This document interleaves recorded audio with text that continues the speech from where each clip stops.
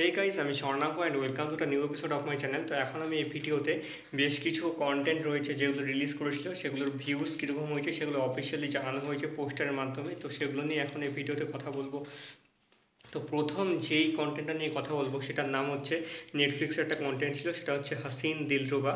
Hasin দিলরুবার part 2 ফির I Hasin Dilruba কিছুদিন আগে রিলিজ করেছিল। সেটার একটা ভিউজ এসেছে, ভিউজ কাউন্ট আগস্টের 9 তারিখ থেকে আগস্টের 25 তারিখ পর্যন্ত নেটফ্লিক্সে এটা 10.6 মানে 10.6 মিলিয়ন ভিউজ হয়েছে নেটফ্লিক্সে।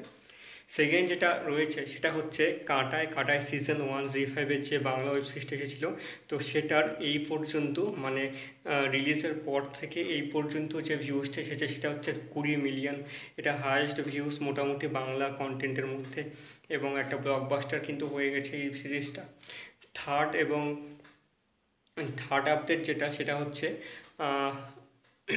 মনোজ বাজপেয়ীর যে ভাইয়াজি সিনেমাটা রিলিজ করেছিল ওটিটিতে জি5-এ, তো এই পর্যন্ত রিলিজের পর থেকে 300 মিলিয়ন ভিউজ হয়েছে। এটা একটা বিশাল বড় ব্লকবাস্টার কিন্তু ওটিটিতে হয়েছে, যেটা থিয়েটারে কিন্তু হয়নি। কারণ মনোজ বাজপেয়ীর এমনিতে একটা ওটিটিতে বড় ফ্যান বেস রয়েছে, তারা কিন্তু এই সিনেমাগুলো প্রচুর পরিমাণে দেখে এবং এই জন্যই এই ভিউজটা এসেছে। থার্ড এবং লাস্ট যেটা কন্টেন্ট যেটার ভিউজ হয়েছে সেটার নাম হচ্ছে মনোরথাঙ্গাল সিজন 1। এটা হচ্ছে একটা কেরালার সিরিজ ছিল, মানে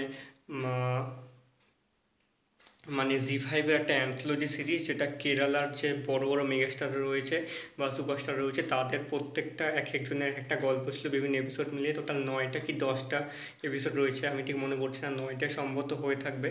তো এটা টোটালি ভিউজ হয়েছে রিলিজের পর থেকে জি5-এ 100 মিলিয়ন, এবং কেরালাতে টপে রয়েছে এই সিরিজটা ট্রেন্ডিংয়ে। তো মনোরত্না সিজন 1-এর কথা আমি সকলে রেকমেন্ড করছি, এই সিরিজটা কিন্তু সকলে দেখো। এটা কিন্তু দারুণ দারুণ হয়েছে। 24শে আগস্ট অবধি 100 মিলিয়ন ভিউজ হয়েছিল, এখন ভিউজ আরও বেড়েছে। তো এই ছিল আজকে আপডেট। কেমন লাগলো অবশ্যই কমেন্ট করে জানিও। ভালো লাগে থাকলে চ্যানেলটিকে সাবস্ক্রাইব করতে একদম ভুলবে না।